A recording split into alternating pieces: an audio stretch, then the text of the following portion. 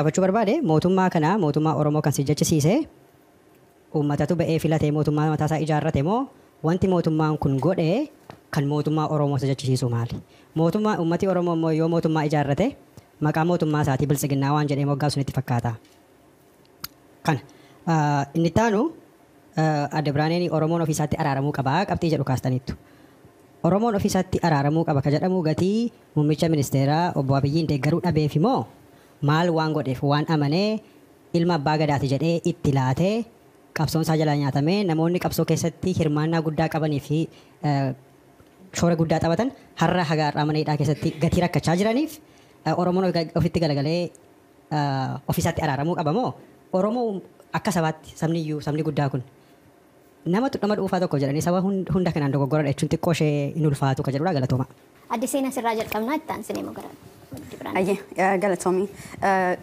Qajeelatte mootummaan kun mootummaa Oromoodha jettee dubbattee maaliidhaan beekte mootummaa Oromootti filatee otoo Oromoon filatee si PP jedhaa yookiin badhaadhina jedhaa ka jetteef.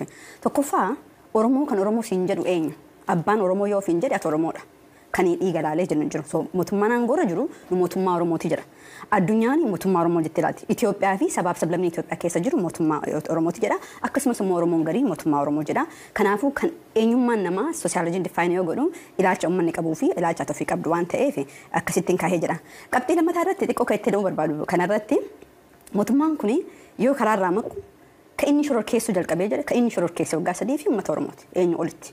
Akka nama mirga namaatiif dalage akka dookimentii godhetti reebicha ajjecha gubiinsi gochoota suukanneessaa kan addunyaan quba hin qabne kan Oromoo irratti godhe kan akka mootummaa kanaa hin jiru kan at least jiru keessa ture. Kaan immoo garaagarummaa beekuu qabna nuti akka Oromootitti eenyuti waraana bilisummaa Oromoodha jechuuf mirga kenneefi jedhe. Uummanni Oromoo filee jira. Mootummaan kun filamee achi taa'ee siin hin jenne. Gaaffileen gariin kariin uummanni abbootiin keenya gaafataa turan abbaan keenya biyya alatti dhalateetiin biyya alatti Itoophiyaa kanatti awwaalamu asittiin awwaala jedhee didee jedhe. Maa bikus Itoophiyaan san fudhanne.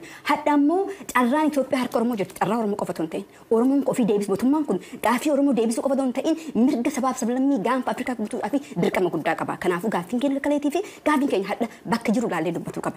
Akka kaleetiif hin salaatanii jedhan soo akka haddaatiin jedhas mangabaabsa. Ulfaadhu adde seenaa adde biraanee. Calqaba mootummaan kun kan Oromooti kan hin jedhu sirni darbee sirni Hadig jedhamu suni kan hoogganamaa ture TPLF jedhamani. Achi gaafa jijjiiramni kun dhufu warra Oppiidoo achi keessa ture. Oppiidoon Oromoo bakka bu'a. Isaantu filatamee akka jijjiirama kanaan adeemsisan. Muummeen ministeera aamni inni keessaa bahee aaba Oppiidooti. Aamni Oppiidoo sun aaba Oromooti. Gatii siyaasa isaanii hin deeggarreef, gatii nu keessa hin jirreef, gatii jibbinuuf, gatii balaaleffannuuf miti jechuu hin dandeenyu. Achi keessa dhufe jechuudha. Itti aanee ODP jedhate isa booda immoo paartii isaaf ta'u ijaarrate. Sanarratti mormii hin qabu. Ammas paartii sana kan ijaare kanuma qaamuma Oromoo keessaa bahee dhufedha. Dhaabuma Oromoo keessaa bahee kan dhufedha. Namummaan isaas isa Oromoon maqaa balleessee nafxanyaadhaa, Eertiraadhaa maalii jedhuu miti. Namumti dhaaba sanaa fi paartii sanaan adeemaa jiru dura taa'an paartii sanas Oromoodha. Aaba biltsiginnaa jedhamu kana kan ijaarrate Oromoodha. Kana dhugaa jirtu taraaramuu qabna kan hin jedhu kana tokko. Waan ta'ee jiru dhugaa jiru jallisuudhaan injifannoo nuti argannu hin jiru. Ofitti taraaramuu qaba isa jedhuu fi ofitti kan filannoo isa jedhu manni filateera sana bahee TVdhaan argeeranii siniyoon argin hin beeku duuka bu'aan ture. Uummanni kan filateera nuti keessatti hin hirmaanne adeemsa isaa hin deeggaru mirgadha. Garuu uummanni dhaabbatee filateera. Kan asirratti dhaaba. Filannoo paartiileen mormituu akka barbaadanitti hojii siyaasaa hojjetanii paartiileen mormituu biyya san keessatti beekamoo ta'an irratti hirmaanne irratti filateera jechuun in ulfaatamoo in ulfaatu. Ammas isaan toof baaseen jedhe carraa qabu kadhatamaniiru isaan toof baase.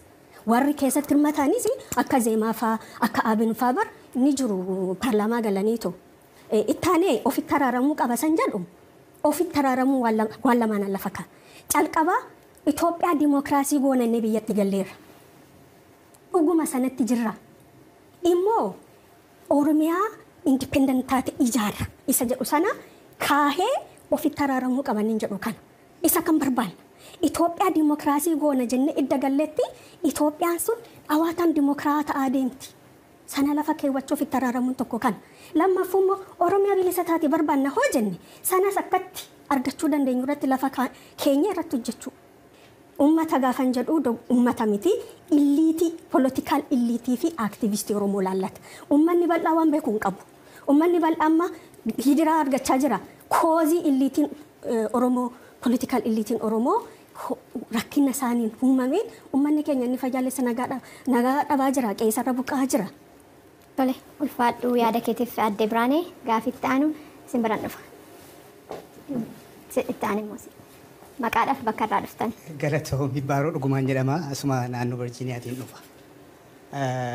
Tokkoffaa baay'ee galatoomaa nu waamuu keessanii fi nan gabaabsa gaaffiin koo. Aadde Biraanee irratti xiyyeeffata gaaffii koo isheetu naa deebisee eega. I respect your opinion. Dhugaa dubbachuudhaafi. But I'm also terrified with the pronouncements. Maalidha kan inni terrify na godhu. OPDO'n dhaaba Oromootiin han jette. Dhaaba namni kan biraan uume nuuf kenne akkamittiiniti dhaaba Oromooti jetta tokko. Dhaabni kun har'a inni dura taa'aan isaanii gadi baasee Minilikiin deebisnee ijaarra Impaayera Itoophiyaa ijaarra lafa jedhutti akkamittiin ilmaan Oromoo warra nuuf jedhanii du'aa jiranii wajjiniin taa'ee equitably interest Oromootiif negotiate godhee nagaa nuuf fiduu danda'a itti amantaa galatoo kanuma naa deebisi. Ulfaadhaa egaa warri Skype irra jiranis immoo akka jala yaada isaanii nu jalaan hafne Biraanee isinitti nan deebi'a. Gara obbo Nageessan deematoon obbo Nageessa yaada keessan gabaabsatoo gaaffii obbo Baahiroo dhageechanittoo ta'e yaada keessan. Dhugaa ijaarama isaa warra TPLF itti gargaaree kan dargii ijaare ka jedhu seenaa keessa hin jira. Ideemsaan hoogganata jijjiirataa garuu ilaalcha siyaasaa murtee nu qabaachuu dhabu garuu I think dhaaba Oromooti because generationiin haaree keessaan fallachi keessa turani generationiin haaree achi keessa tufee hojii jedhe umarra sochii mataatiin tumsee sochii mata bira dhaabatee kan akka fiixaa baa'u godhee jira. Kanarratti mainstreamii Oromoo raadha. Mainstreamiin Oromoo Itoophiyaa akka diinaatti ilaala. Isaan garuu Itoophiyaa kana ta'enna ilaalcha jedhu aangoo salla eega fudhatanillee karaa garuu nu special diaspora keessatti ilaaltee fi ilaalcha abaa'oota qabame yaa akkanii yookiin riippaabilikii Oromiyaa ijaarrachuu Itoophiyaan biyya teennaa waan jedhu deemaa tureera. Isaan moor Itoophiyaa teenna godhan gara Aadde Biraanee maqaan keessan waan ka'eef gabaabaa daqiiqaa tokkotti deebi'a. Hayyee galatoomi egaa dhugaa jirtu haaluudhaan ammas injifannoo nuti argannu hin jiru. OPDO'n Oromoo bakka bu'ee paartii Oromoo bakka bu'ee Ihaadii keessatti ijaarame kan biyya bulchaa ture. Kaayyoo isaanii jibbinee isaaniin wal'aansoo gochaa turre inni dhugaadha. Garuu haala jiru haquu hin dandeenyu kan manan deebisa. Waa'ee moo OPDO keessaa yookiin Oromoo keessaa bahee Minilikiin sirna Minilikiin ijaarasa jedhame ani hin argine manifestoo akkas jedhu. Paartiin badhaadhinaa kun yookiin biltsiginnaan ijaarame sirna Minilikiin deebisna waan jedhu waan isaan barreeffamanii gadhiisan hin argine. Hin dubbisne isarra dubbachuu hin danda'u. Garuu akka nama uummata keessa jiraatutti komii uummataa ani hubadhe haaromsa galma Minilikii irratti Oromoo mufateera. Sana moo Oromoon gaafa injifatu galma Minilikiitti hin galu galma abbaa gadaatti gala'ee murteeffanne. Namni galma keessa jiru sirreeffatee qulleeffatee akka fe'etti ijaaruu akka fe'etti jiraachuun raga qaba. Oromoon kan ijaareetti gashee hin qabu. Kan wayyaa qabu garuu ijaarrachuutti jira. Isa moo waan ta'u gaafa dhume ilaalla.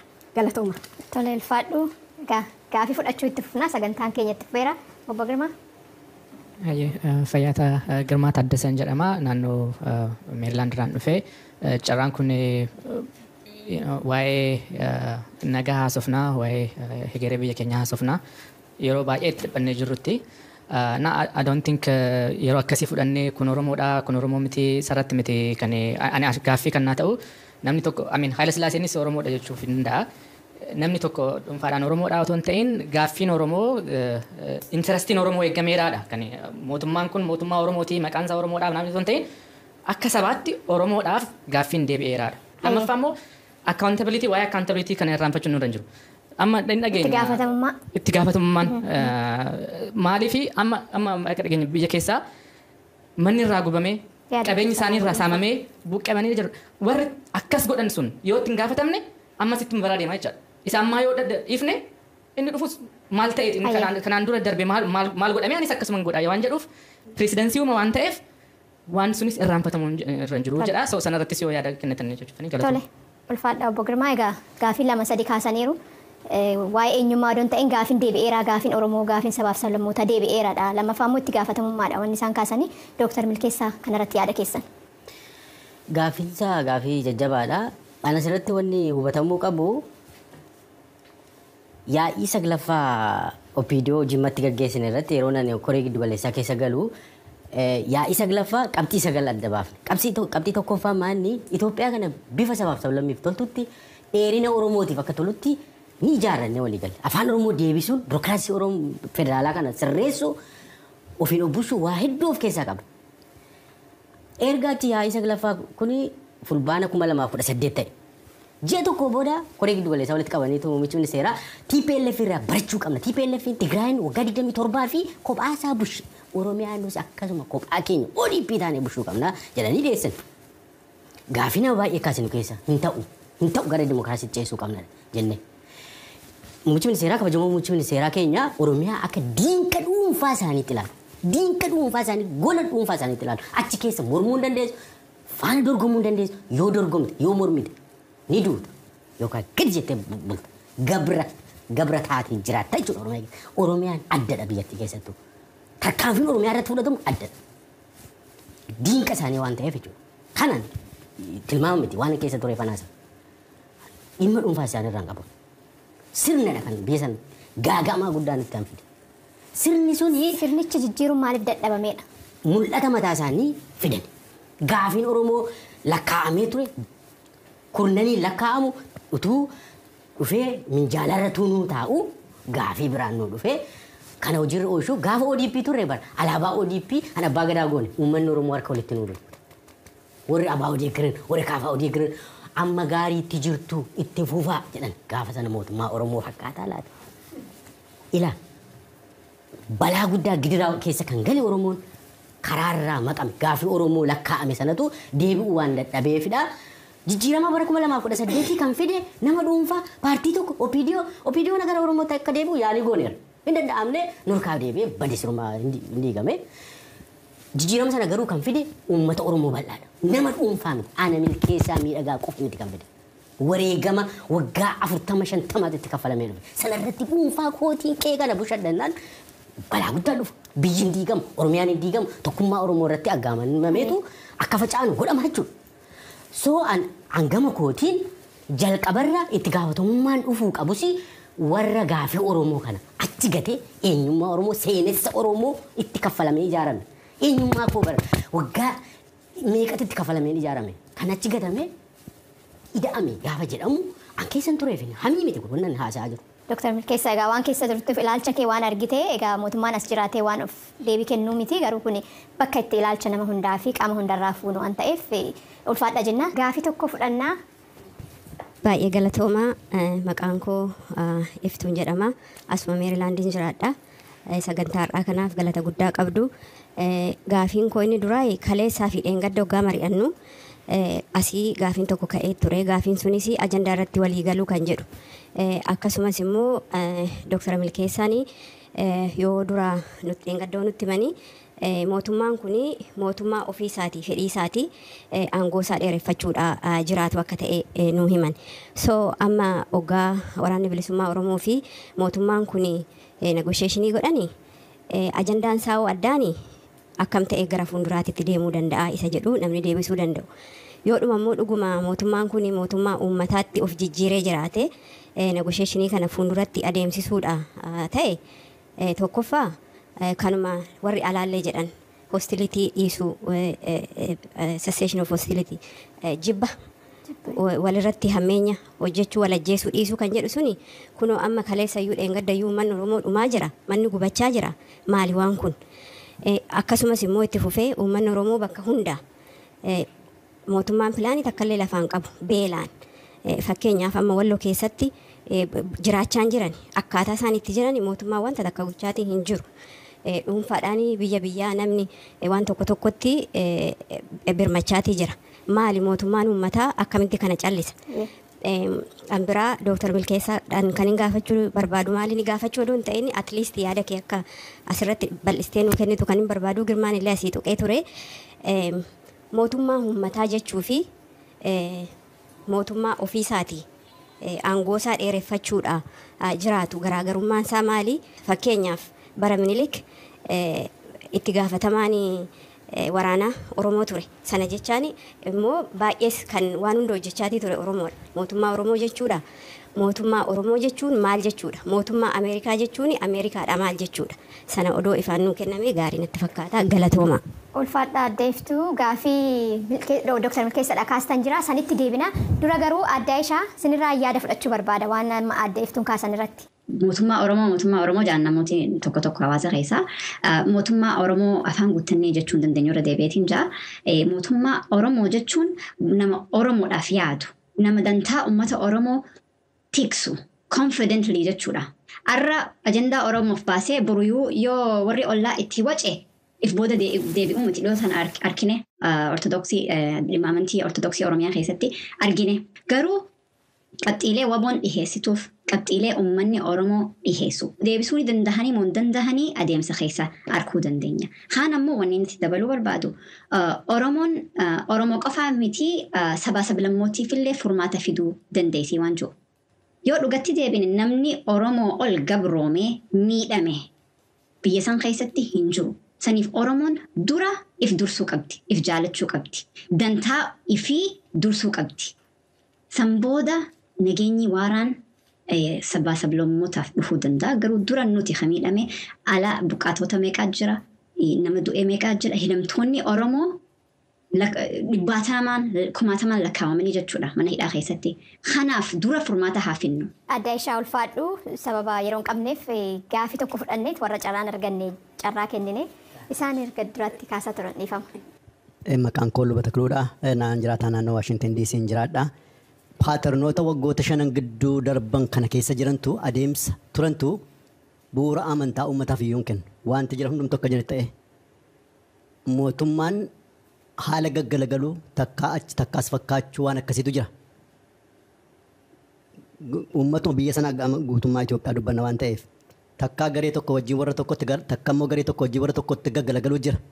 Sirnoonni adeemsa araaraa waggoota darban keessatti warra karaa nagaa bilisumna jedhanii galanii wajjinis deemuu nagaan hin taane loltuu waraana bilisummaa Oromoo irras wanti argame jira. Hamma adeemsa nagaa amma jiru kana keessatti mootummaan hammam gadi bu'ee hamma araara giddu galeessaa hundumaa hammatu hundumaa simatu sanatti of qopheessuuf deemamoo adeemsi isaa lakkii kottaatii akkuma amma sila jedhamaa ture badhaadhina kanatti hirmadhaa qooda fudhadhaa dhalaata. Isa jedhu ifa naan taane. Faadha. Adda Biraanee kanarratti yaada keessa fudhannu. Egaa waan yaada marii kana ani qaama miidiyaati odeeffannoo mootummaarraa yeroo baay'ee nan fudhadha. Yeroo baay'ee qaamni mootummaa kan natti himan maaf Oromoo wajjin mari'attan maaf nagaa hin buustanii jedhee gaafan gaafadhu. Kan isaan keessaa natti himaa turanii warra hidhatee bosona jirutu tolee nuun jechuu didee. Qaama tokkoon gaafa mari'annu tolee aniiti kaanimmoo hin didaa walitti qabatu. Takka maroodha jedhu, takka gammachuudha jedhu, takka jaashanii jedhu isaaniyyuu waliigaluu dadhabanii nu harkaa bibittinanii nu rakkisanii.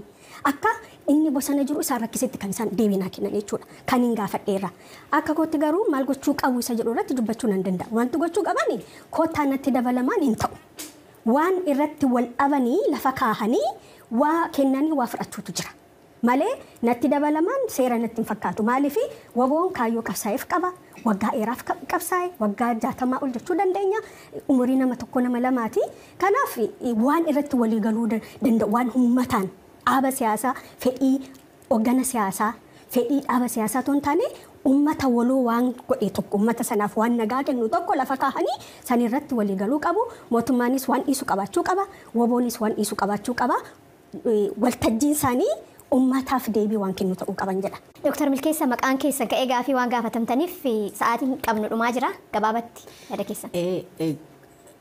Mootummaa uummataa jechuun mootummaan sun filannoo walaba ta'een ka hunda hirmaachiseen uummataan yoo filame hiree ofii murteeffachuu uummataa jenna.